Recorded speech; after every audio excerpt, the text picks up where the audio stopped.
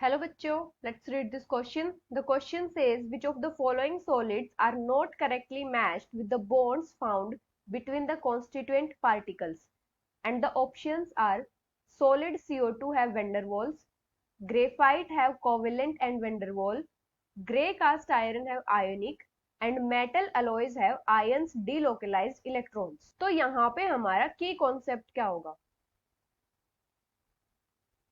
हमें बताना है कि डिफरेंट सॉलिड्स में किस टाइप्स की बॉन्डिंग है. टाइप्स ऑफ बॉन्डिंग्स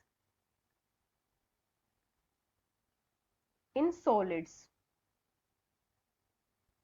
अभी अगर हम बात करें सॉलिड CO2 की, तो CO2 का अगर हम स्ट्रक्चर देखें तो किस टाइप से होता है? कुछ इस टाइप से. इसमें जो डाइपोल मूवमेंट होती है वो हो जाती है हमारी कार्बन से ऑक्सीजन की साइड, इस टाइप से. और ये डाइपोल मूवमेंट एक दूसरे को कैंसिल आउट कर देती है, कैंसिल आउट ईच अदर. जो नेट डाइपोल मूवमेंट होती है CO2 में वो जीरो होती है. Net dipole movement zero. जब दो CO2 मॉलिक्यूल्स कंबाइन करते हैं तो उनके बीच में वीक वैन डर वाल फोर्सेस होती हैं.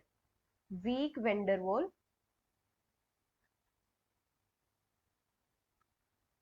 Forces.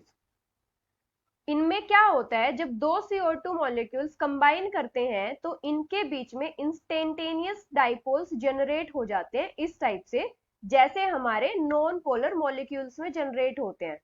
Like in non polar molecules. In dipole generate होने की वजह से इनके बीच में वीक वैन डर वाल फोर्सेस होती हैं. वीक वैन डर वाल फोर्सेस. अभी अगर हम बात करें ग्रेफाइट की, तो ग्रेफाइट में क्या होता है, जो कार्बन एटम्स होते हैं वो एक दूसरे के साथ अटैच्ड होते हैं through non polar bonds. Through non polar bonds. ये नॉन पोलर बॉन्ड्स के थ्रू अटैच्ड क्यों होते हैं? क्योंकि कार्बन एटम्स की इलेक्ट्रोनेगेटिविटी सेम होती है. Due to same electronegativity of carbon atoms. और जो ये नॉन पोलर बॉन्ड्स होते हैं इनको क्या बोलते हैं? Covalent bonds. ग्रेफाइट में क्या होता है, डिफरेंट शीट्स होती है. शीट्स के अंदर जो कार्बन होते हैं वो एक दूसरे के साथ अटैच्ड होते हैं थ्रू कोवेलेंट बॉन्ड्स. लेकिन जो शीट्स होती हैं उनके बीच में वीक फोर्सेस ऑफ अट्रैक्शन होती हैं. वीक फोर्सेस ऑफ अट्रैक्शन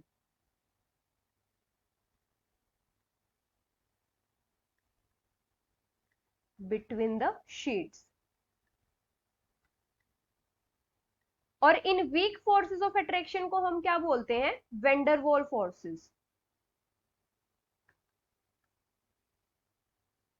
तो मतलब ग्रेफाइट में हमारी दोनों टाइप की बॉन्डिंग होती है, कोवेलेंट बॉन्डिंग भी होती है और वैन डर वाल फोर्सेस ऑफ अट्रैक्शन भी होती है. अभी अगर हम बात करें ग्रे कास्ट आयरन की, तो ग्रे कास्ट आयरन क्या होता है? एक टाइप का अलोय होता है. ये अलोय होता है हमारा आयरन, कार्बन एंड सिलिकॉन का. जो मेटल अलोयज होते हैं उनमें मेटेलिक बॉन्ड्स फॉर्म होते हैं. Metallic bonding. अभी अगर हम बात करें मेटल अलोयज की, तो मेटल अलोयज में क्या होता है? मेटल मेटल बॉन्ड्स होते हैं.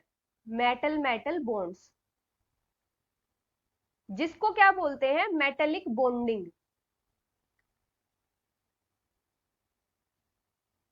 और ये मेटेलिक बॉन्ड्स फॉर्म कैसे होते हैं? जो वैलेंस शेल में इलेक्ट्रॉन्स होते हैं उनकी डीलोकलाइजेशन होती है. इस डीलोकलाइजेशन की वजह से जो बॉन्ड फॉर्म होते हैं उनको हम बोलते हैं मेटेलिक बॉन्ड्स. तो हमारे मेटल अलॉयज में मेटेलिक बॉन्ड्स होते हैं. अभी हम किस कंक्लूजन पे पहुंचते हैं कि जो हमारा ग्रे कास्ट आयरन है उसमें मेटेलिक बॉन्ड्स होते हैं, ना कि ionic bonds. So the correct answer is grey cast iron, which is option C. Hope you understood it well. Best of luck.